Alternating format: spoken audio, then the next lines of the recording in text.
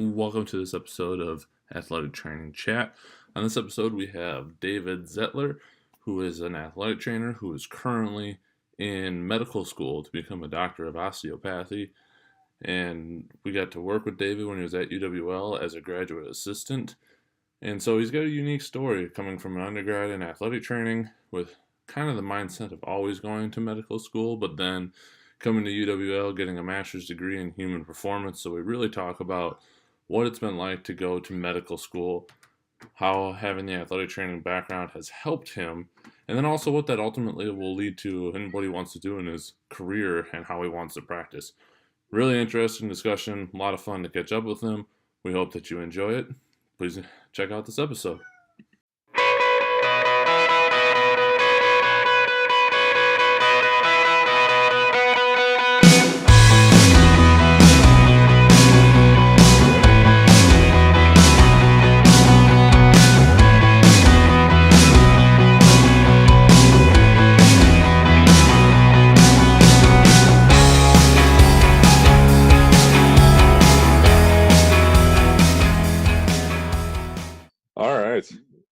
Well, welcome to this episode of Athletic Training Chat. We are on with David Zettler, who is an athletic trainer by profession. I'm assuming you still have it live? Yeah, I'm still keeping it probably through at least until I start my residency training. Which would make sense, which ultimately highlights that David is in medical school right now. We got to know David through his time at UW-L. He was a graduate assistant here for us, working with a variety of teams, but a lot of cross country and track, mixed some swimming in there. Yep. And was here for our human performance program. So David, that'll be the extent of my background. So if you want to highlight a little bit more, please do.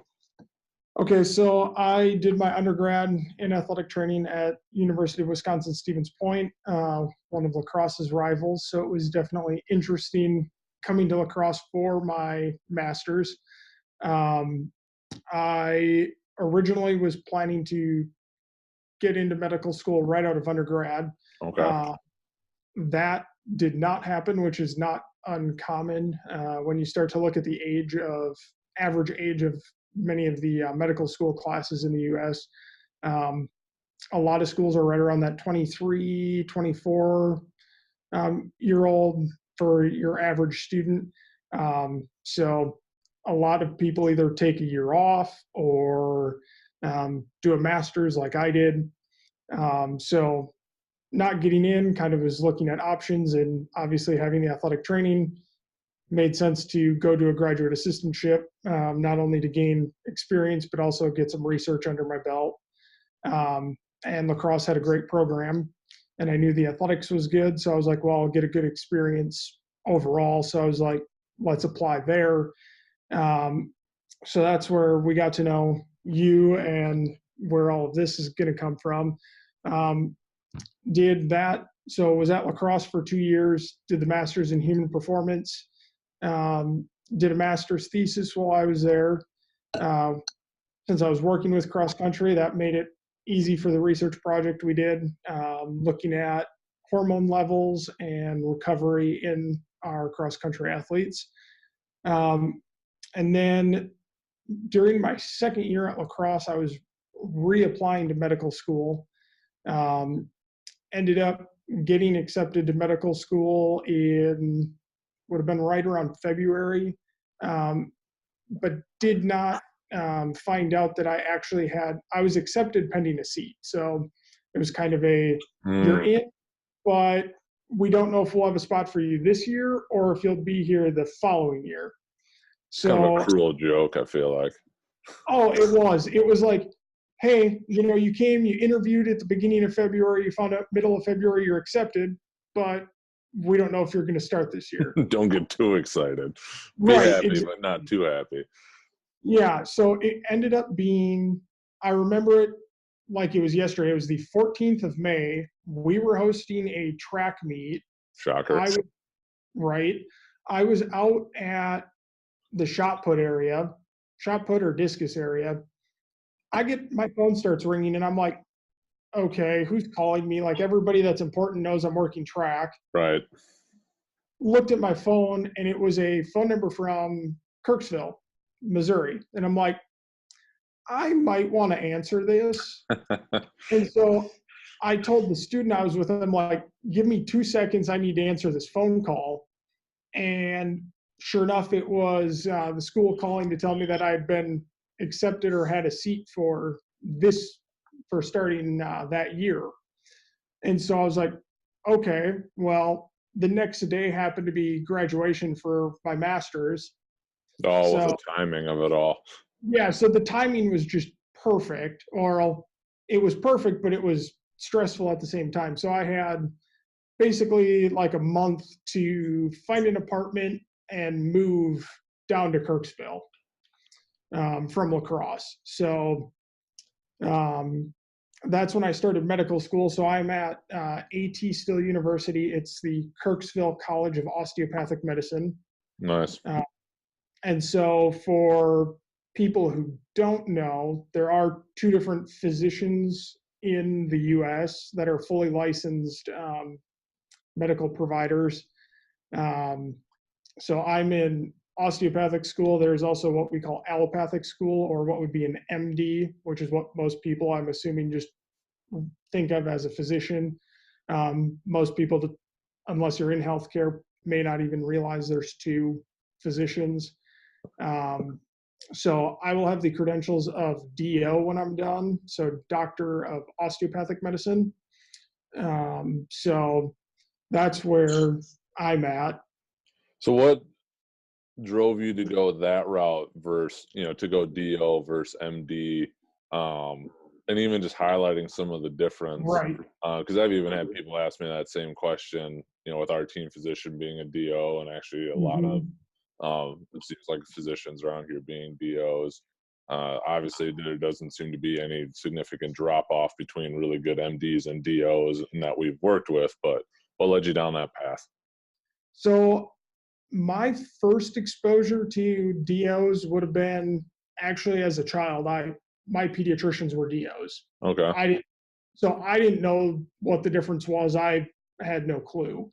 But both of my pediatricians growing up were DOs.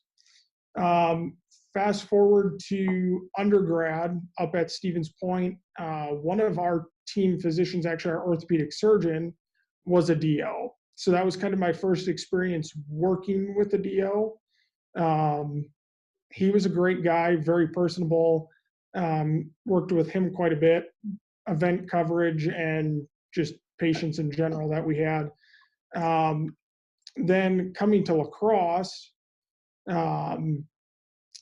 Erickson, who kind of was around both years, but I would say probably more so during my second year there, started to do a lot more, see him more in clinic with patients and that.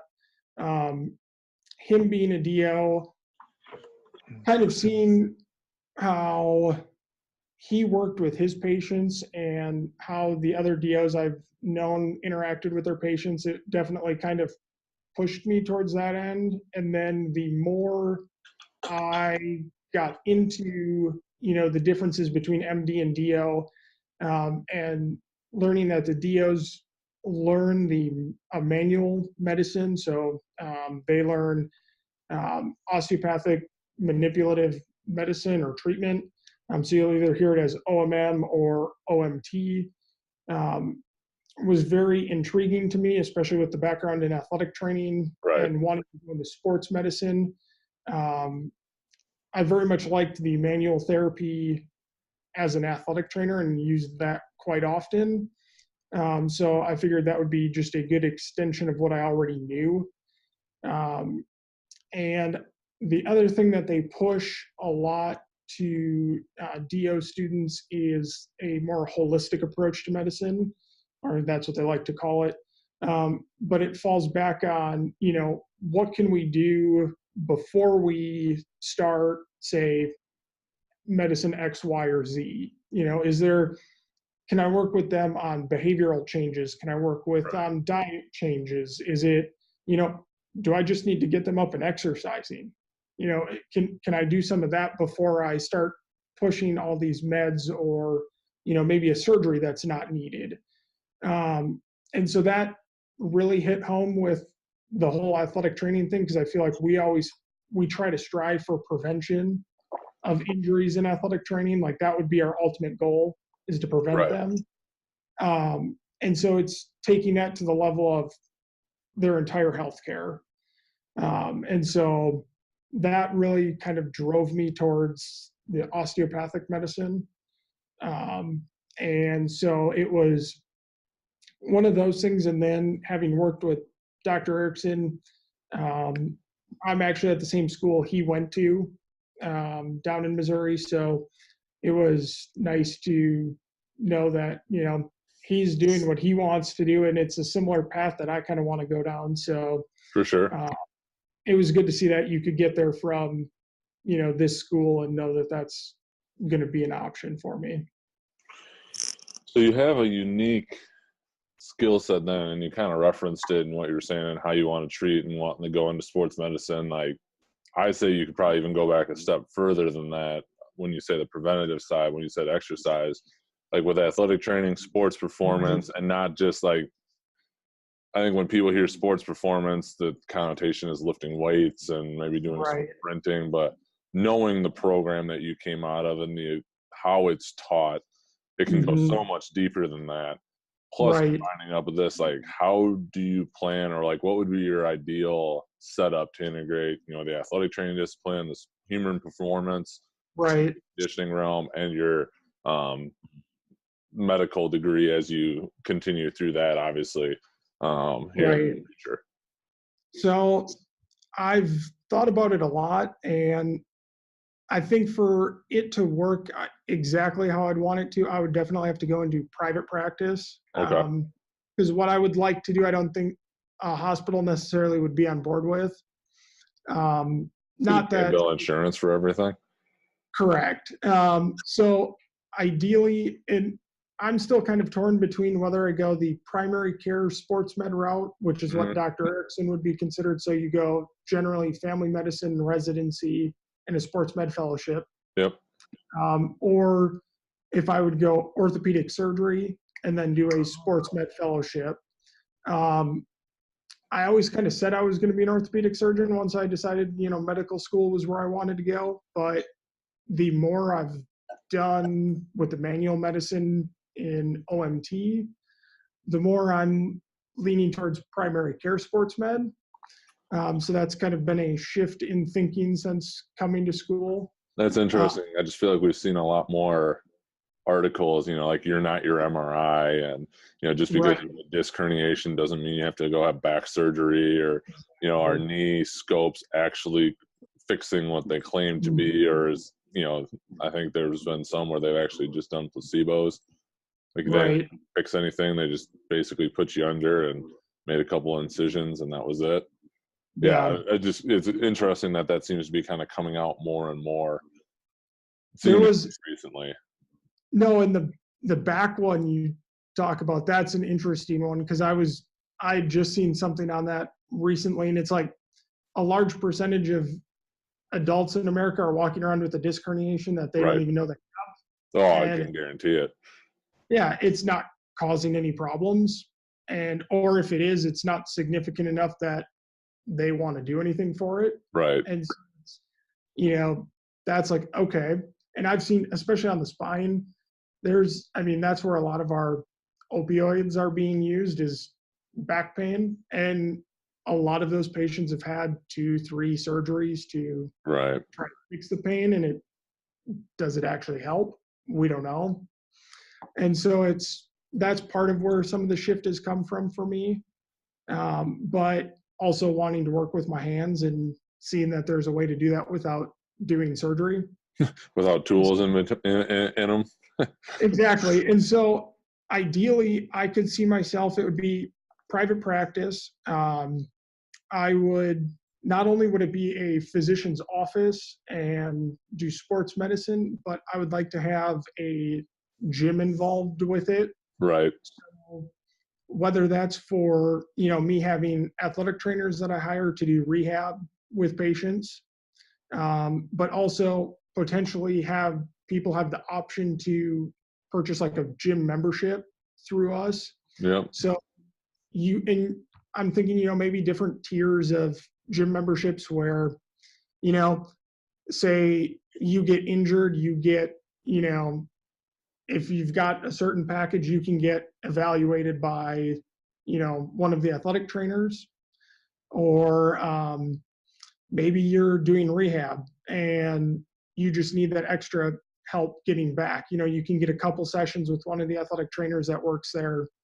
for, that injury, or to help progress you through your, rehab. So kind of a all in one, like one-stop shop for everything from your primary care needs and your sports medicine needs all the way to the training you're doing and, your gym membership. So you'd be able to get it taken care of all at one spot. That would be a heck of a place to go. So that's kind of my thought on it. And I personally, being biased, towards athletic trainers, would want to utilize that for my rehab and that kind of stuff. Nothing against PTs or anything, but, I think with my background and athletic training moving to a master's, I definitely think that's where I would be looking for those professionals, and especially looking more on that, having a few with strength and conditioning. That's what I was going to say. Yeah, some dual credentialed people where it's just basically a seamless transition. Right. So they get done with their rehab with them, and then they can, if they're looking for that sports performance end, they can jump right in, stay with the same person. They've got the knowledge to write those programs and keep moving forward with them. I think that sounds like a pretty sweet place to work, and would ultimately be something that'd be pretty cool. Yeah, definitely.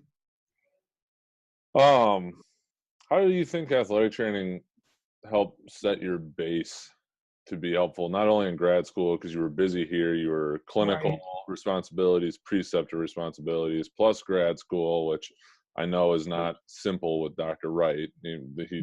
He's very detail oriented.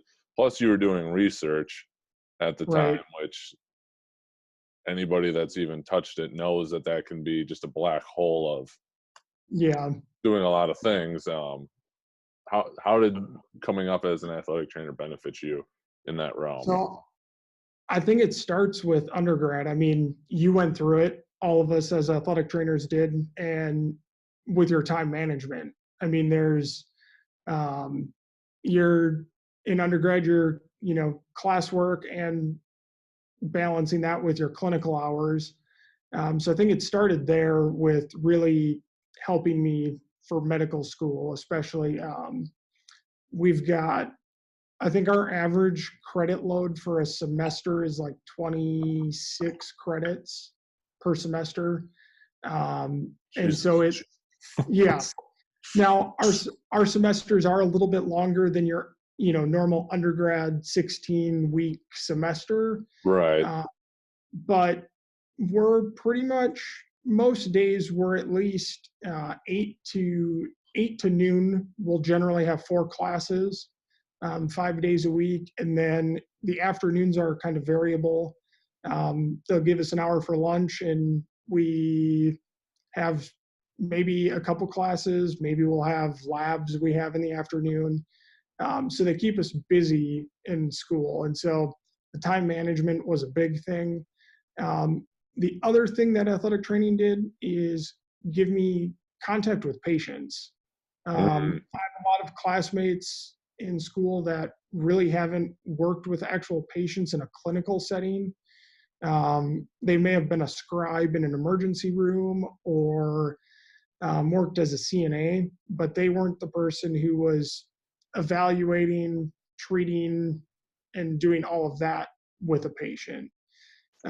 So not necessarily having the basis of the clinical thought process that I had exposure to as an athletic trainer, where, we're diagnosing and treating those injuries. So that was definitely a huge benefit to myself. Right. Also, just knowing some of the basic physical exam skills. Right. So in terms of how to palpate, how to, do range of motion, all the things we take for granted because we do it on a daily basis. But something that many of my classmates hadn't been exposed to. So, even just touching another person in terms of how to diagnose an Mm-hmm. injury or illness, that we do daily. So that was definitely a huge benefit to myself. I would say even more so at a osteopathic school where we are palpating, like from day one in our manual medicine classes, we started first day palpating the spine. What's the spinous process feel like? What does the transverse process feel like? Right. Where are you feeling for those? Moving to like the pelvis, stuff we palpate all the time. Yep, the spine still scares the crap out of me. Pretty good around, yeah. And so it's like that kind of stuff that really we have a good foundation for, that really set me up to do well in that class, especially. Right. And then moving to my master's, just getting more experience with patients and the clinical decision making. And then in terms of research, I think not only doing research, but having to read more research than you do in undergrad. And the way Dr. Wright kind of breaks things down in terms of like reading research articles really helped with like looking at, okay, was this a good research study? Like, or is there something that I would have done different that maybe this study should have done? Right. To make it a more valid study. And I think that's something that really I wouldn't have gotten if I hadn't gone to grad school and done a master's. So that's something that I'll definitely continue to use as I move forward, because you look at some research and you're like, okay, you got the results you wanted, but is that really what the data is telling us? Right. So, and I think that comes with some of the other classes we had too, not just with Dr. Wright, but Right. he seemed to be a big proponent of, is this research done properly to tell us what we want to know? Or so, yeah, that's a whole topic of itself on the research thing, having to discern what's real and valid and actually useful, or is it just right. there? And that, the whole evidence-based thing. Is research something that's heavy for you guys in med school, or does that come kind of later?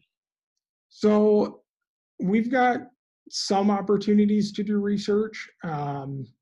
I'm currently not doing any. I decided to, since I've did research in undergrad for my athletic training program and have done, the master's thesis, I decided it would be a good opportunity to focus on my studies. So there are some opportunities here to do that. A lot more does come during your third and fourth year when you go on to your clinical rotations. Okay. Whether that's with one of your preceptors that is doing research and you hop on board with that, or someone else at the hospital. But then there are also more opportunities as you get into your residencies and fellowships to do research. And that's, I would say, where it's pushed more than anything. So as we move forward, but definitely it's there if you want to do it. I feel like that's probably the case in most places. Yeah. Awesome. Anything else that you wanted to cover in regards to that? Because it is, I don't know that it's necessarily say it's a unique, it is a unique track, because I don't think it's all that common, at least from what I've heard. I can only think of a couple people I know that have gone AT into, to a physician field. Right.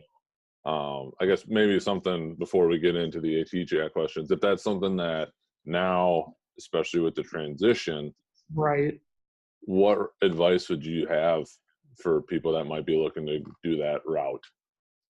So it's funny you say it's not that common, because I didn't think it would be either. And then now that I'm in my second year of school, we actually have another first year here in Kirksville who is also an athletic trainer. Well, there you go. Who did her master's. So it was quite interesting to see that we had two of us here at school that are athletic trainers going on to medical school. But in terms of advice, I don't know if I would, if you want to do medicine, I would say go the medicine route and just stick with it, especially with the merger now. I think, it's going to be, you're going to see a lot less dual credentialed AT, PT, AT, PA, Yep. AT to physician. You're going to see a lot less of it. So if you have any kind of inkling, maybe just explore that first before you decide to go the AT route. Okay. I don't regret going the AT route first at all. I think it gave me a great base for everything I'm going to be doing and I want to do in my future. But definitely not something for the faint of heart either. They push you pretty hard for 2 years before they ship you out to clinical rotations. And it's definitely been more of a challenge than I think I thought it was going to be. I knew it was going to be hard, but I definitely think it's harder than what I thought it was going to be too, especially different units and stuff. But I can only imagine. So awesome. Jump into the athletic training chat questions. Sure. Okay. Since you still are an athletic trainer, what does being an athletic trainer mean to you? I think it means to me that there's a community that I'm a part of. Athletic training doesn't matter where you go. If you know the other athletic trainer, it's like you're one big family. And if you're traveling to another school with your team, pretty much it always seems like if you need anything, you just ask. If they can't take care of it, they know someone who does, and they'll try to do that for you. I definitely felt that way when I traveled with UWL's track team for nationals both times. Whether it was down to Wartburg or when we went out to Ohio for nationals, it seemed like if I needed anything or didn't know something, talk to one of the host athletic trainers and, it'd be taken care of, or, they'd figure it out for me. So that was always something that being an athletic trainer, kind of meant to me. And I think it's something that I definitely want to continue as I move forward. A lot of people don't necessarily know what an athletic trainer is, especially other healthcare professionals, unless you've been exposed to the sports realm.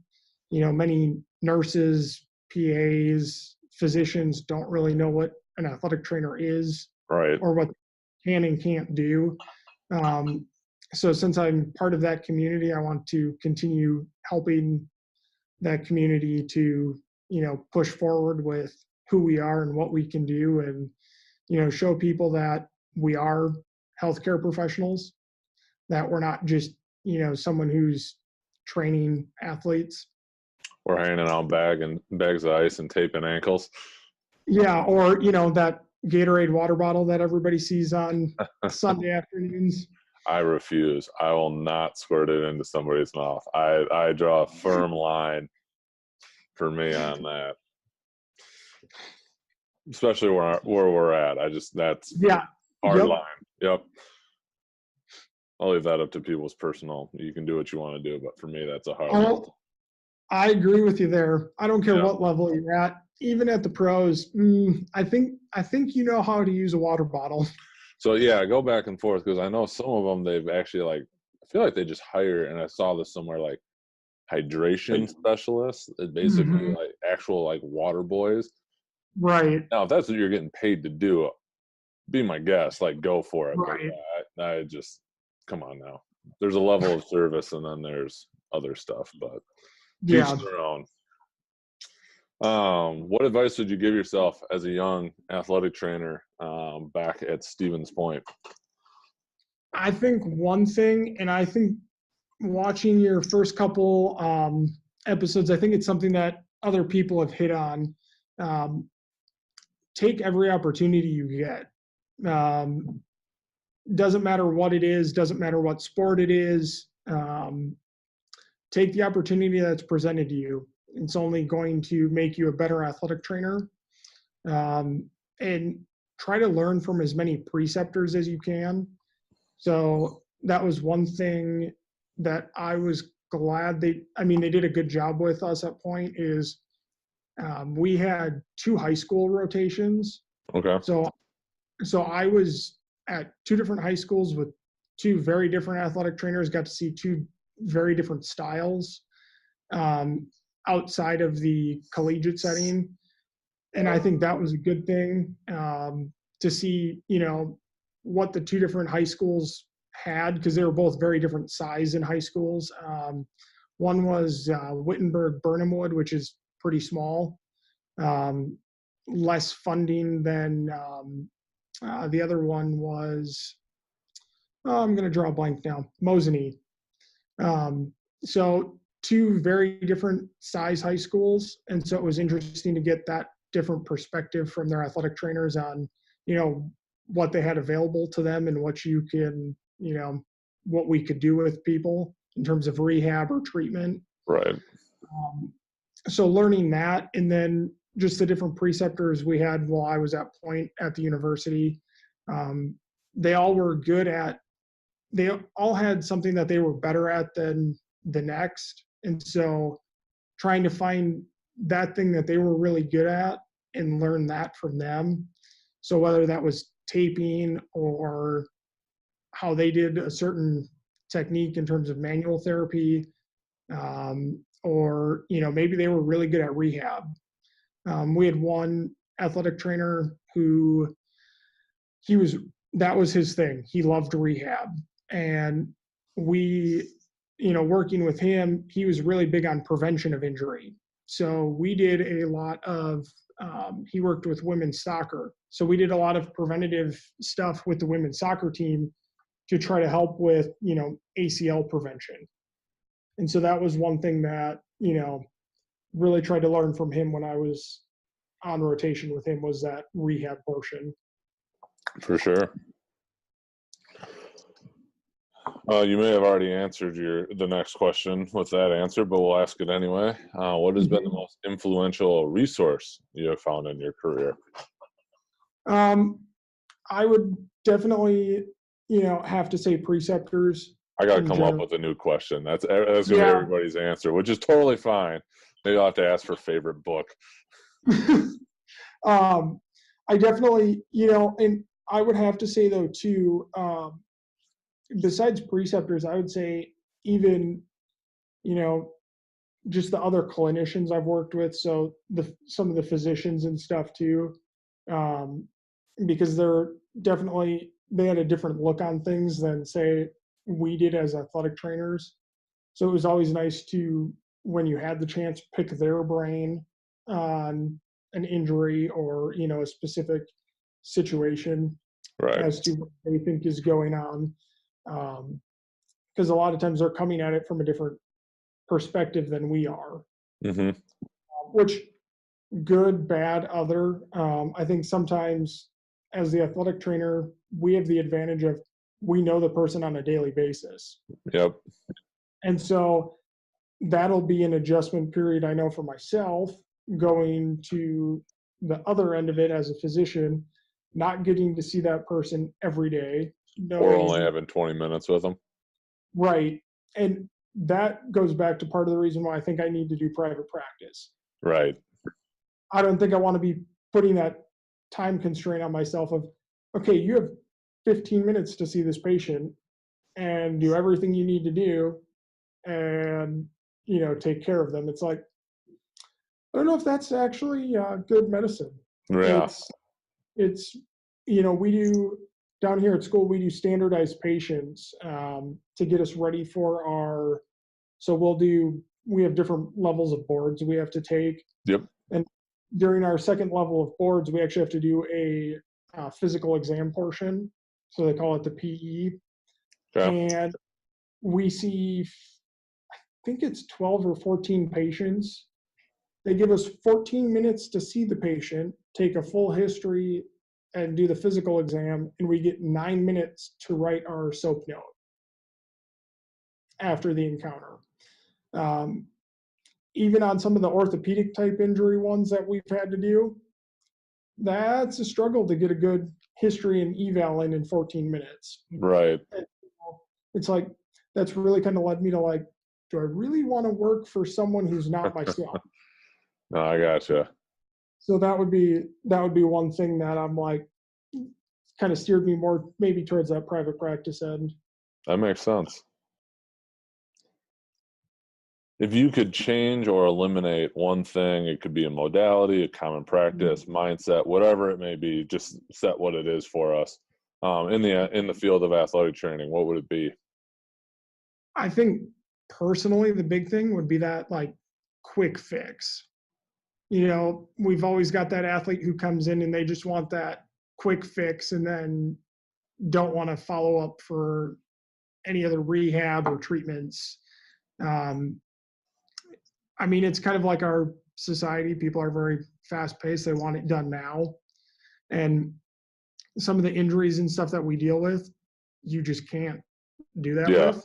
Anything chronic. So, exactly. And I mean, I think that probably stems from me having worked cross country, swim and dive, track and field, dealt with a lot of those chronic overuse injuries. The poster children for efficient movement and chronic pain. Yep, I'm totally with you.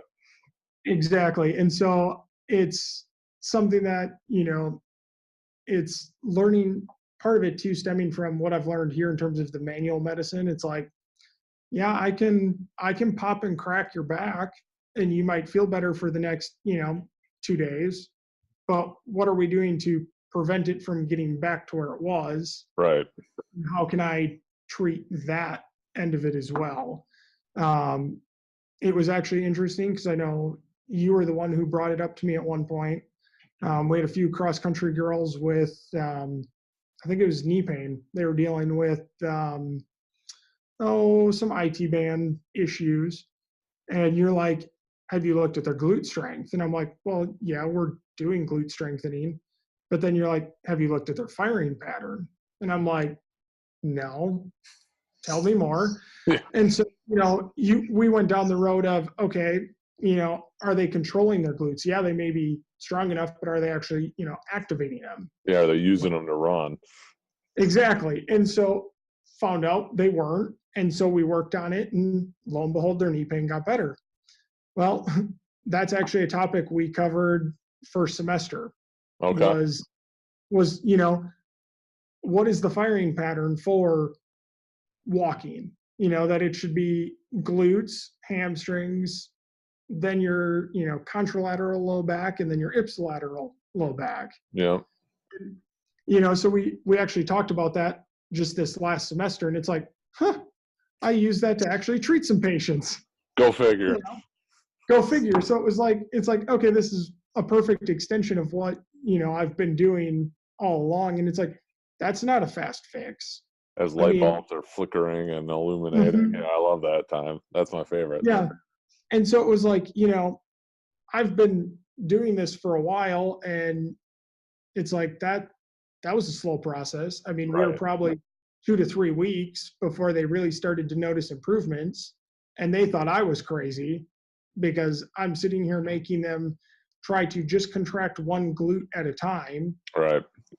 They couldn't even do that consciously. So it's like they thought I was nuts and weren't going to get better, but in the long run, it helped. And so it was like, I think that's the one thing, is that there's not always a quick fix for things.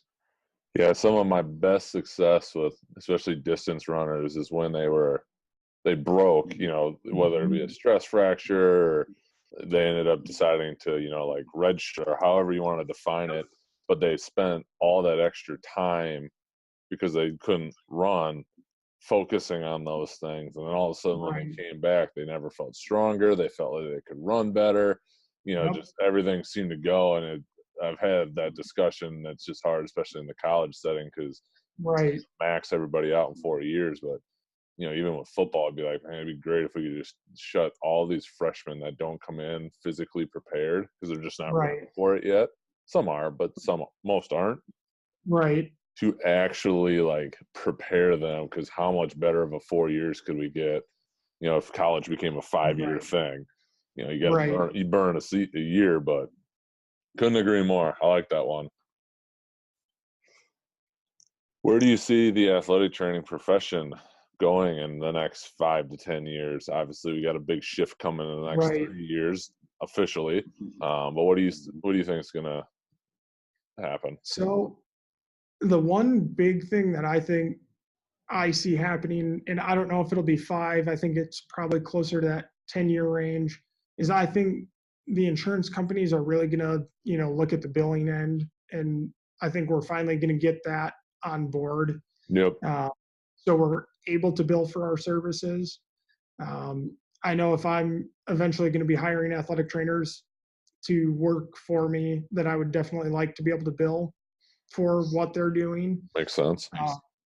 It's I I think the research is starting to show up that we're worth our money. Definitely. I've seen some of the research on it. How much money an athletic trainer can save just like a high school alone. Right. But then we have a very similar skill set to physical therapists in the sports medicine world. And so I don't know why they aren't allowing us to be billed for similar services. And so I think if you can start to argue some of that, maybe it'll, help with that end of things. And I think that'd be a good push for us in the future. And really kind of solidify us as healthcare professionals and not just athletic trainers. Right. And so I think that's where I see us going, is more into that clinic model, that sports med clinic where currently it's mostly physical therapists working. And I think that's, from some of the stuff I've seen, some of the pushback you get in some of the states, physical therapists maybe are partially worried about us jumping degrees up to that master's level, because they're worried that we're going to maybe start taking some of those jobs in sports medicine clinics and orthopedic type practices. And we tend to be a little cheaper. Right. And we're a little cheaper, but I don't think we should be. No, I couldn't agree with you more there. I think it's just the evolution. It's going to take a long time for that to catch up too. Right. And I think that's kind of a problem we've perpetuated ourselves, because you've always, there were so many of us that were looking for jobs that someone was always willing to work for the price that was posted instead of holding out for more money. Yep. And so we've always been willing to take those lower paying jobs when we shouldn't have. Right. So I think we've kind of done some of that to ourselves, unfortunately. But I think that's starting to come around too. So and I think with the shift to the master's program, and we'll have some of these programs that aren't going to continue with their program. So we'll probably end up seeing, and smaller class sizes in the master's programs. For sure. I think we'll see a decrease in the number of new athletic trainers, which should help hopefully with some of that wage stuff as well. Yep. Up the quality with a smaller quantity. Right. And yep. I know Mark Gibson says it all the time, and I'm sure we both heard this from him, is, we did a great job getting up to a peak point, but we oversaturated it. And now we're kind of having that rebound effect, which I think in the long run will be really good. Yeah, no, I think it will. And it's something that I know I've talked to with my brother-in-law, who's a program director down in Arizona. Yep. We've talked about it quite a bit. It's like, how is this going to change what we're doing, and that kind of stuff. And it's like, I think it is definitely for the better. I know at first I was kind of on the fence about it. Like, do we really need to go to a master's program? Are we just like, the whole degree inflation, kind of like Right. PT? Because it seems like from people I've talked to on the physical therapy end, it's like they really didn't change their curriculum a whole lot. They just made it, an extra year and made it a doctorate. And so it's like, that's the one thing I kind of worried about with it. But I definitely, more I've talked to people, it seems like it's the right move for Yeah, us for sure. I would agree with you there for sure. Anything else you want to cover? I just, I think the one thing that I guess just to kind of go back to, the difference between DOs and MDs and all of that, just give everybody a little bit more of a rundown on kind of what OMT is, or, the osteopathic manipulative treatment. Just so if anybody's going to end up working with a DO or whatnot, they kind of have an idea of what they may offer from that end. So and I know you've got a lot of experience with working with chiropractors with Dr. Kyle. Yep. And so I think a lot of people don't really know that, again, like we said, two types of physicians. But that's one of the big things and not all DOs are going to continue to use OMT in their future practice. A lot of it depends on what you end up going into. So a lot of your family med, internal med, your more primary care specialties are going to probably continue to use OMT, where, your people who end up going into surgery and that kind of stuff just don't necessarily have the time to do it. Right. But the interesting thing about it is it's a lot of stuff that we learn as athletic trainers. So just taken to another level because we have more time to learn it. So things like muscle energy, that's one of our main treatment modalities. Yep. So all the stuff where we learn to adjust the pelvis as an athletic trainer and, fix those rotations, I learned that again. There you go. So, it was like, oh yeah, I've been doing this for a while. And so that's one of our big ones. We do a lot of myofascial release. So whether that's direct or indirect myofascial release. We also do a lot of HVLA, which is what most people think of when they hear chiropractor, so the popping and cracking, Right. high velocity, low amplitude, which for athletic trainers would be a grade 5 joint manipulation, which Mobilization. yeah, kind of the gray area as Right. to can we or can't we do Yep. it, and state dependent on all of that. For sure. We also learn a lot of what we call articulatory techniques, which I would equate more to that grade 1 through 4 Okay. joint mobs. Seems to fall kind of more in that realm. So there's a lot of stuff we learn, including, different massage techniques for, those soft tissue injuries, or to use prior to the other techniques to help with it to be more efficient. Also learning to treat things like edema and inflammation, swelling, using different, what they call lymphatic techniques. So Okay.